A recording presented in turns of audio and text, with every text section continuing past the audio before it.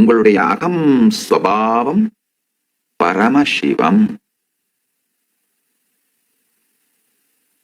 உங்க ஒரிஜினல் அசம்ஷனான அகம் பாவம் ரொம்ப உங்களை கட்டிடுச்சு. அந்த கட்டு தளர்ந்து சில வினாடிகள் கூட நீங்கள் இருக்க இயலாத வகையிலே அகம் பாவம் உங்கள் ஆக்டபஸ் மாதிரி சுத்தி சூழ்ந்துட்ட மாதிரி. அந்த தீய சக்திகள் எப்பவுமே அப்படிதான் பண்ணுங்கய்யா. ஒரு தீய சக்தி பரவி சூழும் போது பாத்தீங்கன்னா அது எல்லா சக்தியும் பிடிச்சிக்கும். அரசியல்,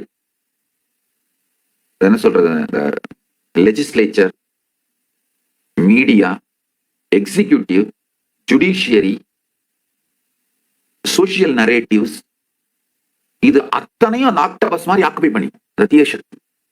அப்ப மட்டும்தான்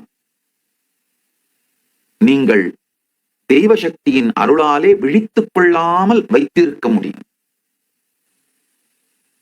உங்களுடைய அகம் பாவம் ஒரிஜினல் அசம்ஷன், அதாவது சமூகம் உங்கள் மீது திணிக்கின்ற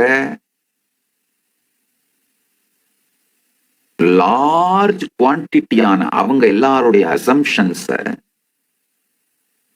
நீங்க கேள்வி கேட்கறதுக்கு நேரம் இல்லாததுனால, ஆராய்வதற்கு நேரம் இல்லாததுனால உங்கள் மீது திணிக்கப்பட்டவைகளை அப்படியே உங்க அசம்ஷன்ஸா மாத்திக்கிறது தான் அகம் பாவம்.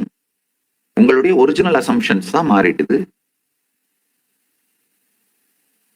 ஆனா உண்மையில இந்த அகம்பாவம் அதோட கட்டு தளருகின்ற சில வினாடிகளிலாவது நீங்க உங்களுடைய அகம் ஸ்வபாவத்தை பார்த்தால் நீங்கள் பரம்பொருள் அப்படிங்கிறத அனுபூதியா தெரிஞ்சுக்கலாம்.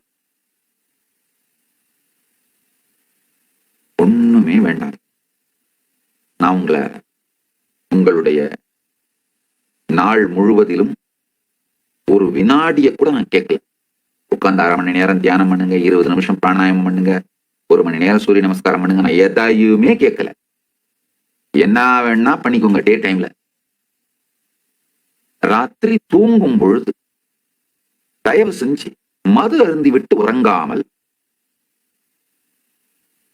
மது அருந்தாமல் மட்டும் உறங்கினீங்கன்னா இந்த அகம்பாவத்தினுடைய கட்டு தளர்ந்து நீங்கள் அகம் சுபாவத்துக்குள்ள நுழையிற அந்த பிரிட்ஜை உங்களால கண்டுபிடிச்சிட முடியும்.